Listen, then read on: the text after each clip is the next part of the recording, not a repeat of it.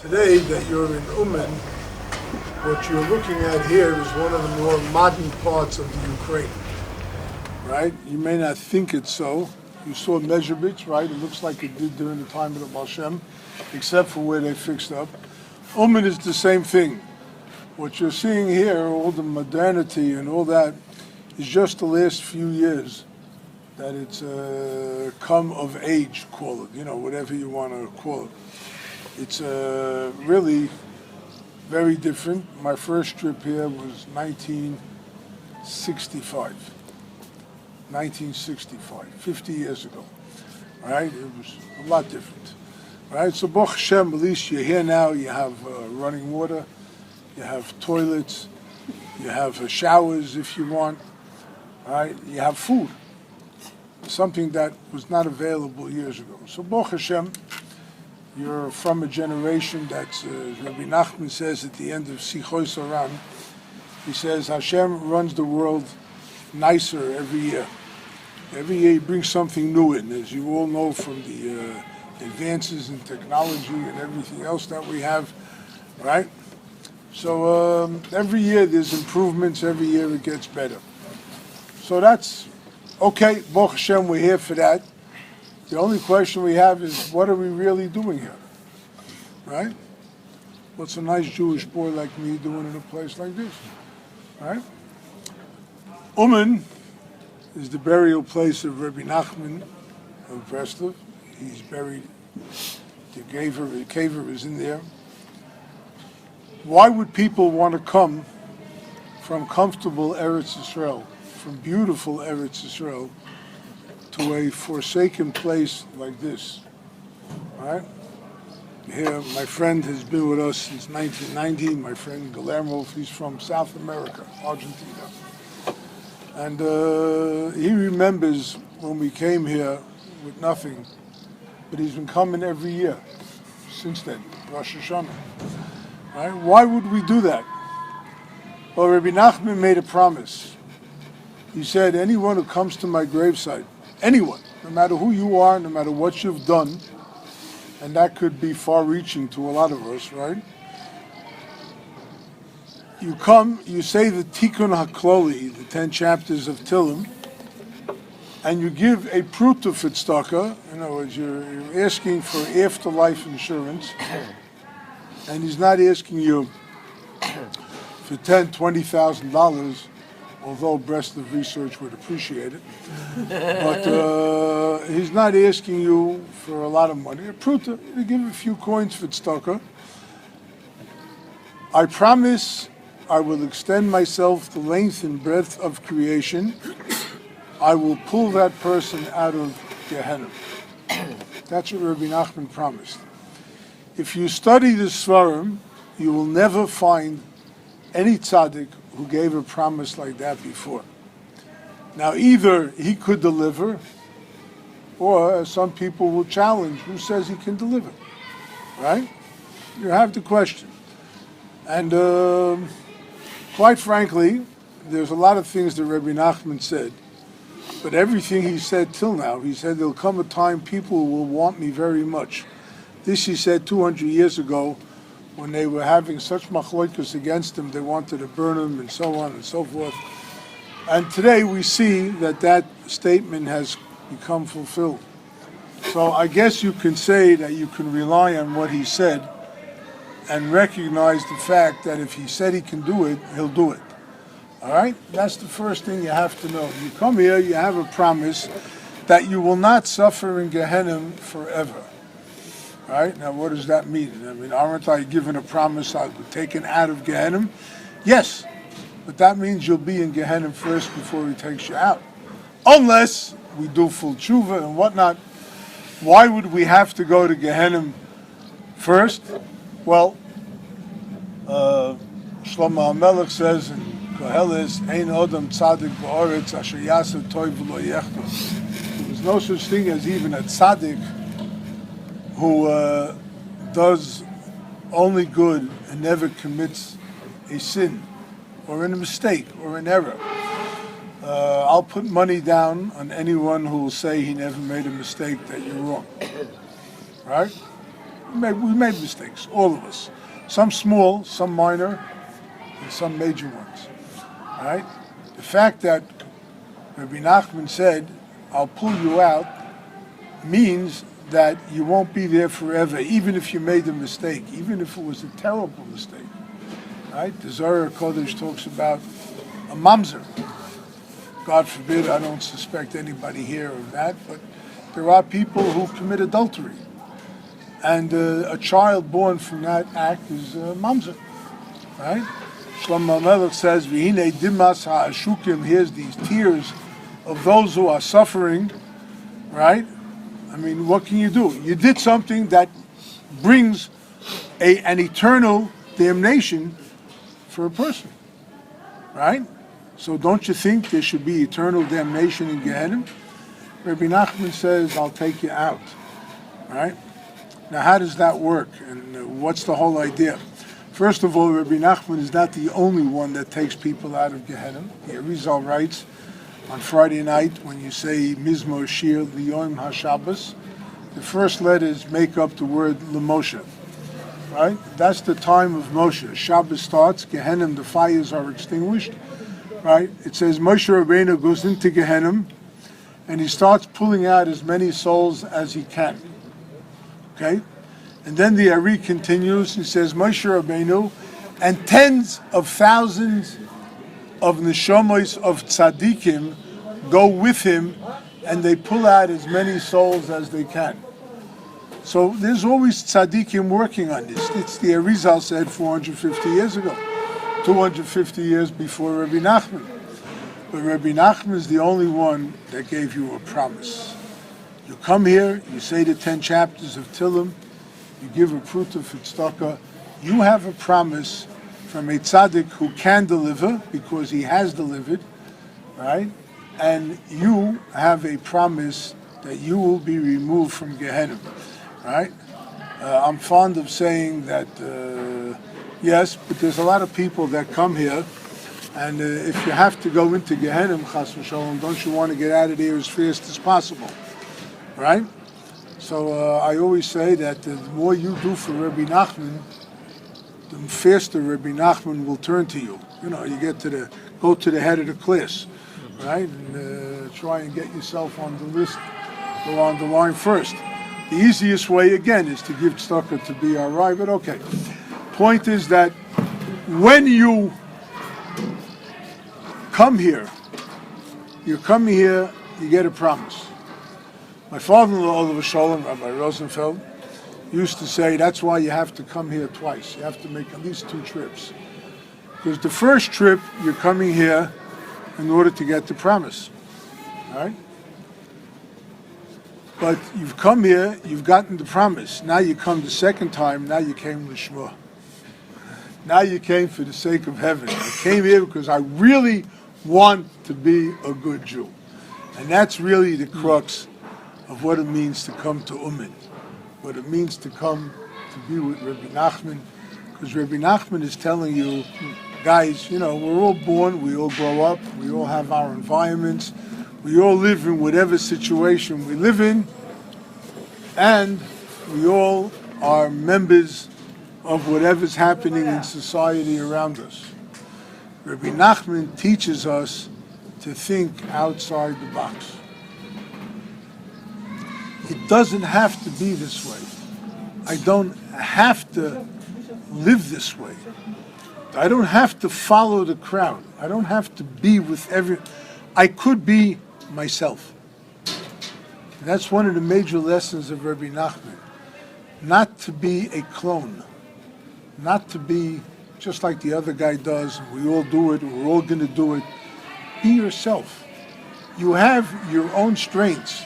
And you have your own weaknesses, right? You have all that. What are you going to do with it, right? If you're able to harness your energies and you're able to take yourself and say, well, I want to do this, go ahead. Go ahead and do it. Just because they don't do it, I can't. No, I can learn the Blat Gemara, I can learn the Shua, I can learn the Zohar, I can learn the Ari, I can go out and do these kind of mitzvahs.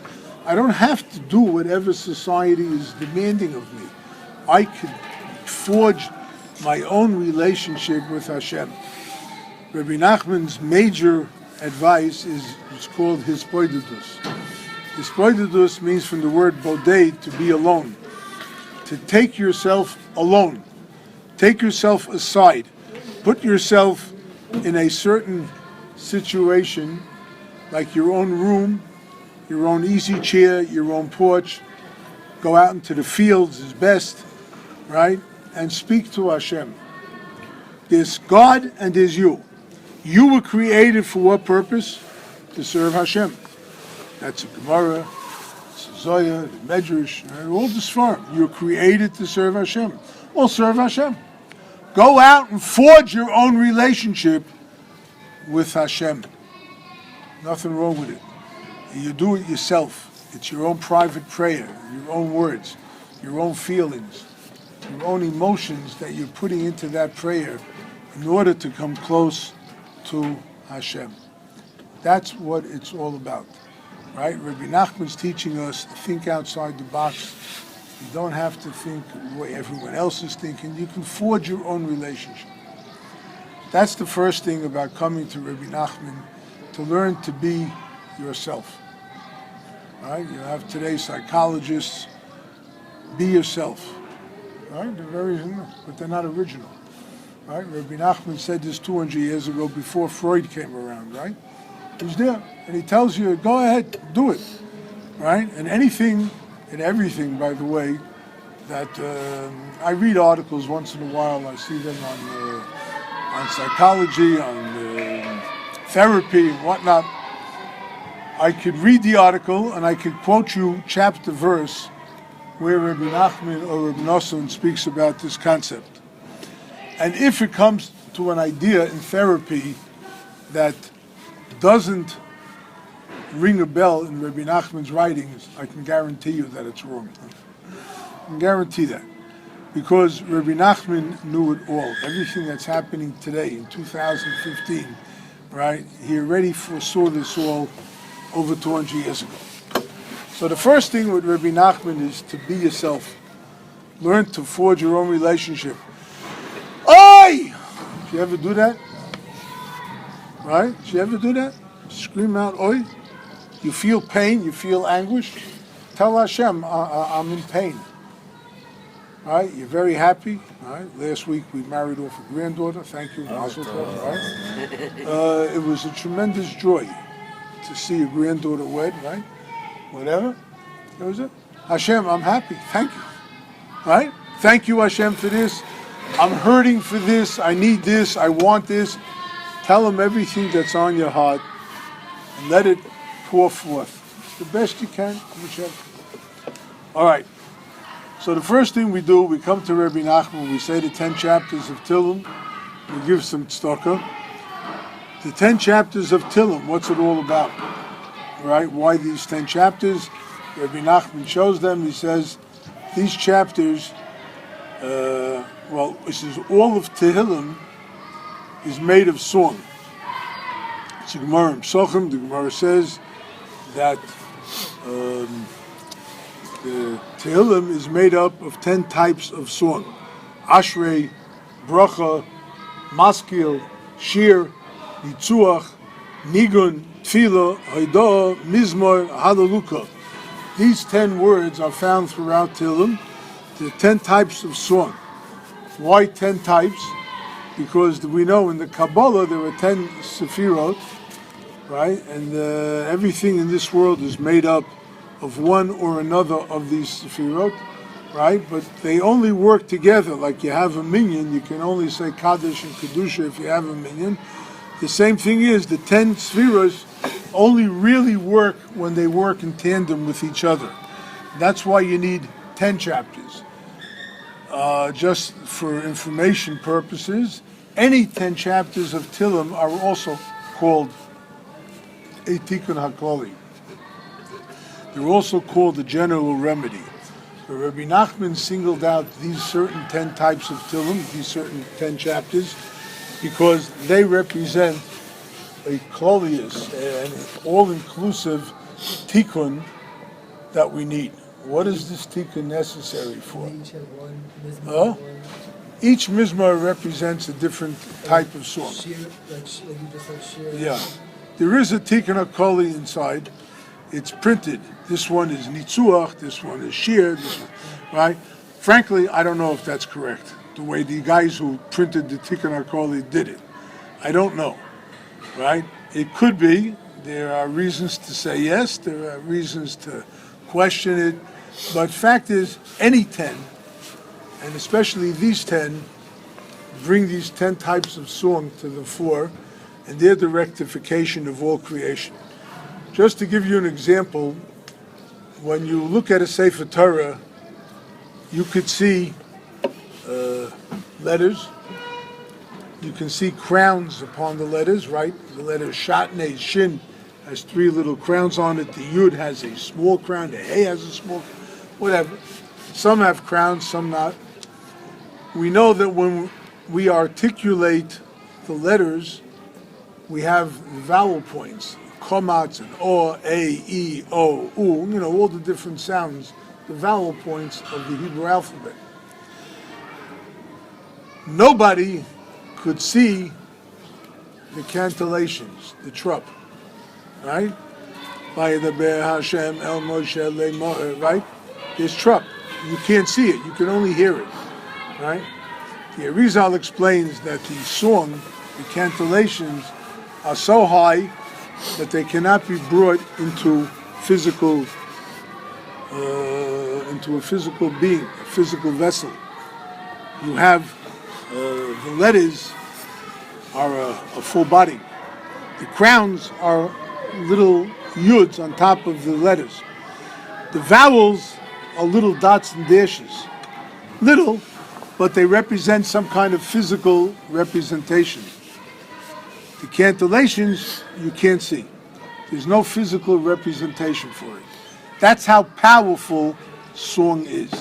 That's how powerful the nigun, the song that we're going to sing, the tehillim that we're going to say, it's powerful enough that it can't be brought into a physical representation.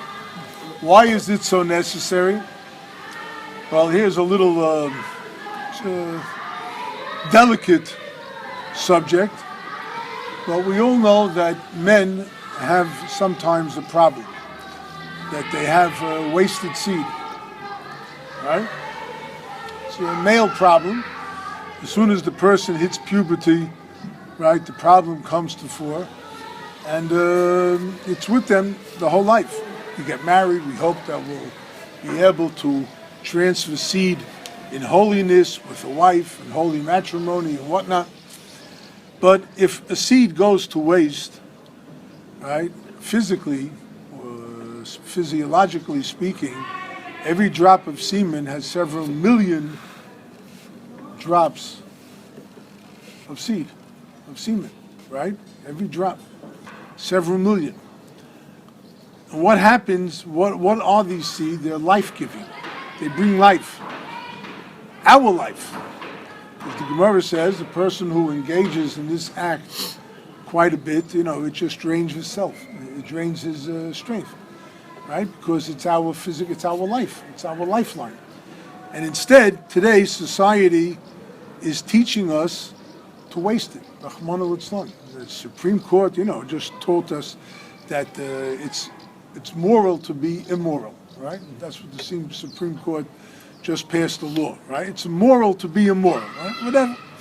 But the point is that what we're doing is we're taking life-giving sustenance and we're wasting it. We're throwing it out. May God save us, right? So this has been the major problem of the world since Adam.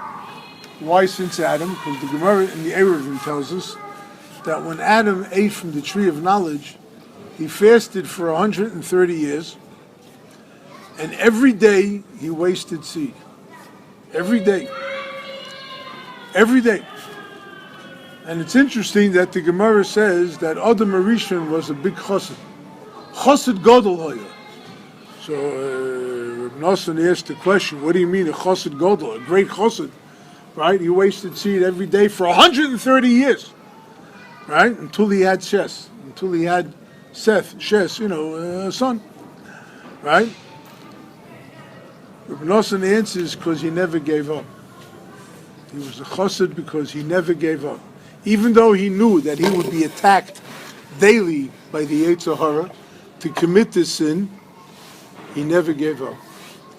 And that's from where the sin originated, and that is what caused eventually the flood waters, because as the Gemara says, Rashi even brings it in Chumash, that the flood was caused by wasted seed, by people doing homosexual acts, by other sins like that.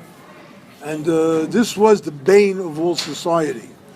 The rectification came with the Jews going down to Egypt and working the slave labor that they did by Egypt. That was where the rectification, the writings of the Zohar, the Arizal, speak a lot about this, speak a lot about the rectification. To prove that it's part of the rectification, Odom Arishan was 130 when he began to have children, physical children. Yaakov Avinu was how old when he went down to Egypt?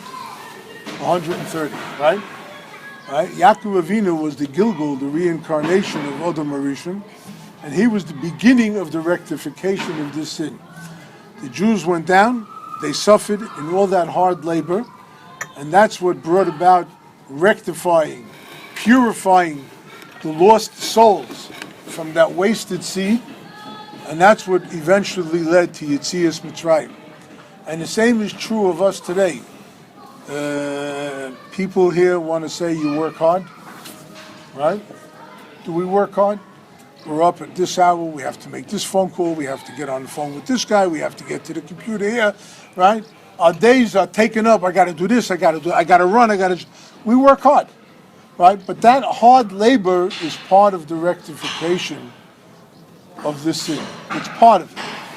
But it doesn't fully rectify the sin, and therefore we need the Tikkun HaKoli, right?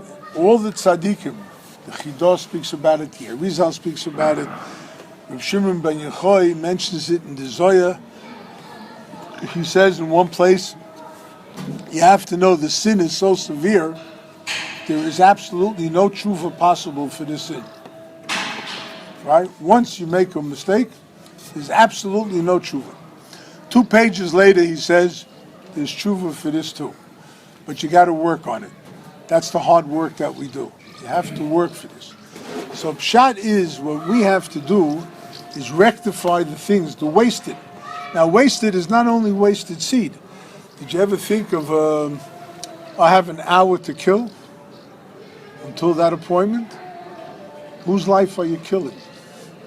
Who are you killing if you're wasting an hour?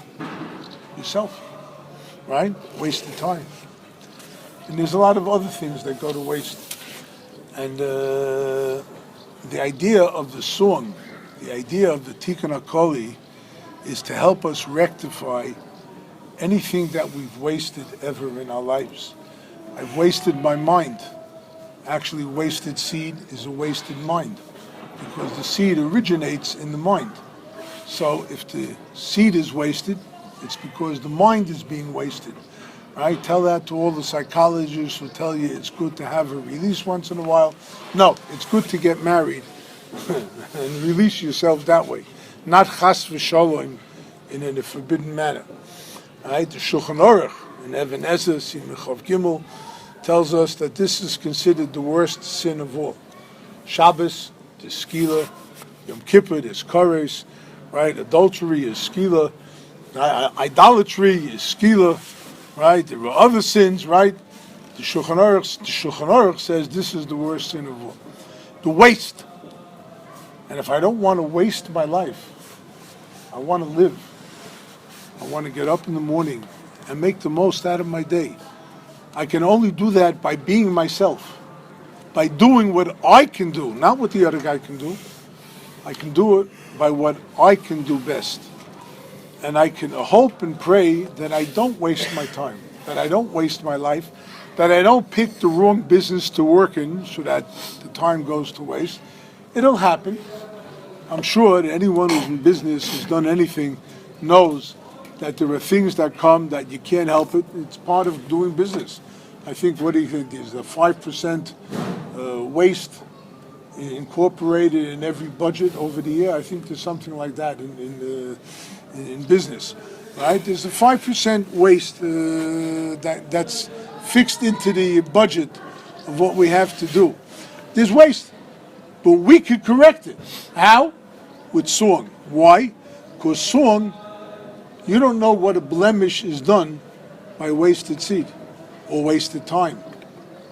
You also can't see the correction and the rectification that comes about because of song. You can't see that. Song, you hear it. It helps soothe the soul, right? Music, the soothes the savage breast, whatever, right? I forgot the saying, right?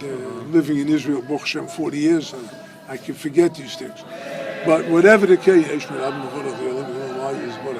but whatever it is, right?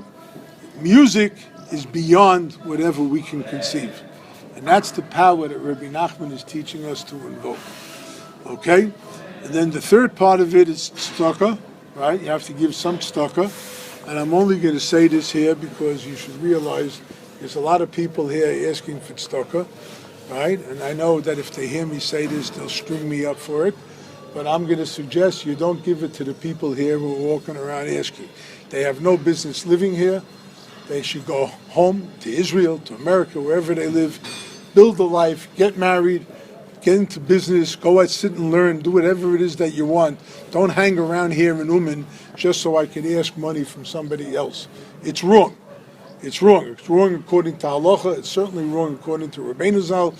Rabbi Nachman taught that to receive money, to have to receive money, is a big pagam. It's a big blemish. It's a sichas haran.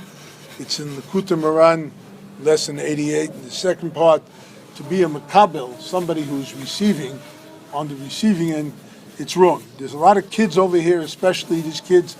Unfortunately, they have no place in society.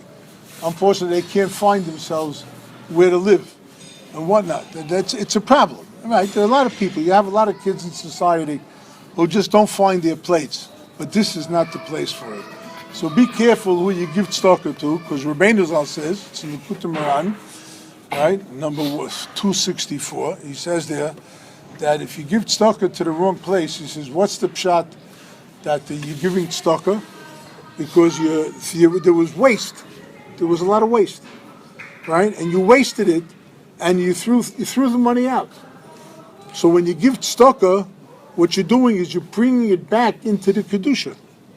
It's a tremendous thing. When you give tzedakah, you're bringing it into the kedusha. If you give tzedakah to a place that's not worthy, then you're wasting it again. You're increasing the blemish. So be careful who you give to. I'm not going to tell you not to give to anybody. I'm going to say be careful who you do give to, because you got to be very careful, right? You want to give it to the right place that it does the right tikkun, right? Those are the three things that Rabbeinu Zal said. Come to Uman, right? Come to the Tzion, say the 10 chapters, and give tzedakah. That's a tremendous tikkun, right? And then there's a lot of other things about the tzaddik and whatnot. If you want, we can do it by the kumzitz. If you want, you can do it in Eretz Yisrael. After Rosh Hashanah, you want to get together Sukkot, Rabbi Nachman's Yotzai, we can do it then. There are other times to do it. Right now, you came to Uman not to listen to me. You came to Uman to be with Rabbi Nachman. Remember, here's a power that teaches you how to think out of the box. Take your life in your hands. Accomplish what you can with whatever it is that you can do. Whatever you can do. Not what he can do, what he can do. No, whatever you can do, right? Take yourself in hand. Do what you have to do. Say the Tikkun HaKoli. Give the tzedakah. And Be'ezah Hashem will all have a Tikkun, right? And if you know, in Shemona Esrei, we have a bracha. T'kabel shoifer godol l'chei Ruseinu. Right? V'stones l'kabetz goli yoseinu. Our exiles. L'kabetz nidochenu. Right? The Arizal explains specifically that this represents all the wasted seed that has all those neshamas, those life-bearing neshamas that are spread all over the world. We're asking, Kabetz Nidochenu, gather in all those that were like cast out, and this is the tikkun for it. Rabbi Nachman says at the end of lessons 92 in the Kutum Moran, the second part, he says that B'schus the tikkun hakoli, we will merit to bring in all those who are cast out, and that includes all those souls of all the people we don't even know them. But my saying tikkun hakoli could rectify a soul in Chicago, in Los Angeles, in South America, in Australia, anywhere they are. My saying tikkun hakoli here could effect a tikkun for everyone else all over the world. May Hashem help us that we do what we can to bring about this tikkun, and we'll be zoichet to see the kibbutz golius, the ingathering of the exiles, the rebuilding of the temple, and the coming of Mashiach, Heda, B'yameinu, Omen. Question?